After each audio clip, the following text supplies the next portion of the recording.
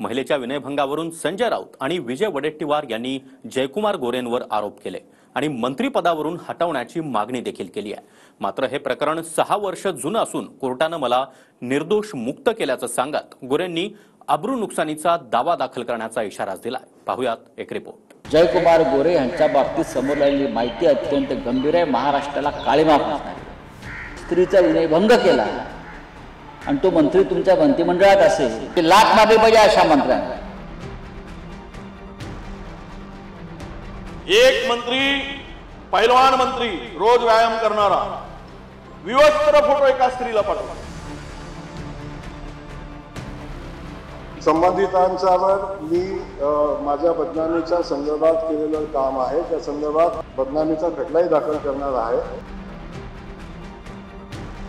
ग्रामविकास मंत्री आणि भाजपचे नेते जयकुमार गोरेंवर संजय राऊत आणि वडेट्टीवारांनी स्फोटक आरोप केले। हंबीरराव मोहितेंच्या कुटुंबातील महिलेचा जयकुमार गोरेंनी विनयभंग केला, अशा मंत्र्याला मंत्रिमंडळातून काढा अशी टीका राऊतांनी केली।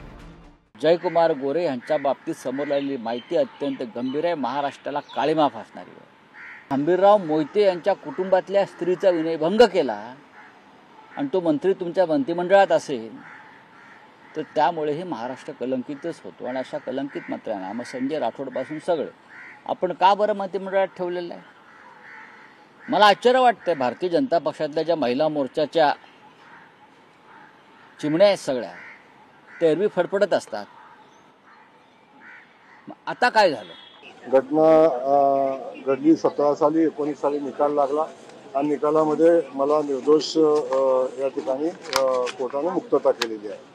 मला वाटते या देशात लोकशाही आहे। लोकशाहीमध्ये आपल्या सगळ्यांच्या समोर सर्वोच्च न्यायालय आहे आणि न्यायालयाने जे निकाल दिलेला आहे त्याला 6 वर्ष झालेली आहेत। आज 6 वर्षानंतर हा विषय पुढे आलेला आहे। राजकीय लोकांनी काही मर्यादा ठेवली पाहिजे ही माझी मनापासूनची भावना आहे। प्रकरण 2019 मधलं असून कोर्टाने आपली निर्दोष मुक्तता केली। टार्गेट करण्यासाठी जुनं प्रकरण काढल्याचं गोरेंचं म्हणणं आहे। पण राऊतांपाठोपाठ काँग्रेसच्या विजय वडेट्टीवारांनी पैलवान मंत्री असा उल्लेख करत मंत्रिमंडळातून काढण्याची मागणी केली। एक मंत्री पैलवान मंत्री रोज व्यायाम करणारा विवस्त्र फोटो एका स्त्रीला पाठवतो। पश्चिम महाराष्ट्रातला 10 दिवस जेलची हवा खाऊन येतो। 10,000 रुपयाचा माफी मागून न्यायालयात दंड भरतो आणि मंत्री झाल्यानंतर त्या महिलेच्या मागे लागतो ब्लॅकमेल करायला। आणि म्हणून या सगळ्या मंत्र्यांना त्या ठिकाणी मंत्रिमंडळात किंवा मंत्री म्हणून राहण्याचा अधिकार आहे का? काल रात्री मला असं कळलं की हंबीररावांच्या कुटुंबातल्या एक स्त्री आहेत आणि त्यांना हे जयकुमार गोरे गेले कित्येक वर्ष त्रास देत होते आणि त्यानंतर त्यांनी केस देखील केली। ते जेलमध्ये देखील गेले।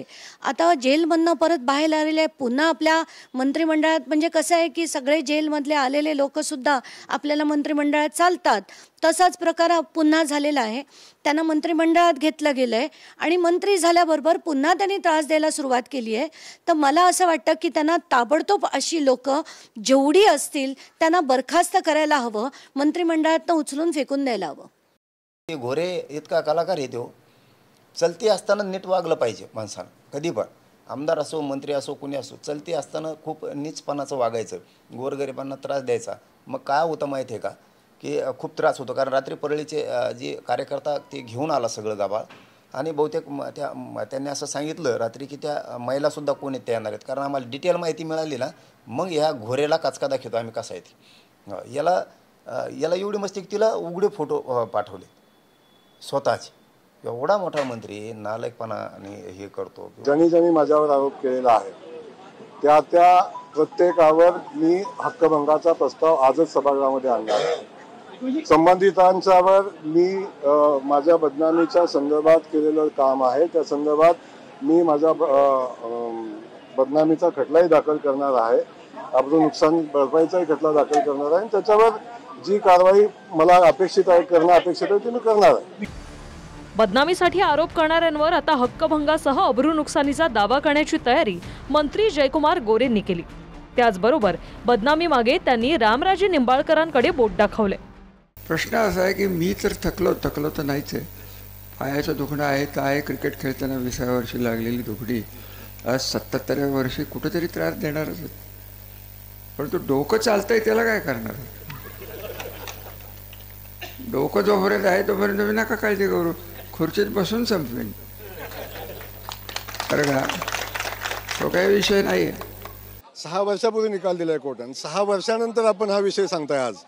म्हणजे मला वाटतं याच्यामागं काय राजकीय षडयंत्र तुम्हाला दिसायची आवश्यकता नाही. आणि काही लोक याच्यामध्ये, काही लोक म्हणते, स्टेटमेंट तुम्ही वाचलं असेल, माझं डोकं चालतं, मी खुर्चीत बसून संपवेन, अशा पद्धतीची काय व्यवस्था आहे, काय डोकी आहेत ते याच्या मागं आहेत. सध्या अधिवेशन सुरू आहे. अधिवेशनाच्या दुसऱ्याच दिवशी मंत्री धनंजय मुंडेंचा राजीनामा झाला आणि लगेच विरोधकांनी भाजपचे मंत्री जयकुमार गोरेंकडे मोर्चा वळवला. मात्र हे प्रकरण 6 वर्ष जुनं असून कोर्टानं निर्दोष मुक्तता केली असं सांगत जयकुमार गोरेंनी विरोधकांनाच प्रतिकारवाईचा इशारा दिला. साताऱ्याहून संतोष नलावडेसह अक्षय मंकनी, TV9 मराठी, मुंबई.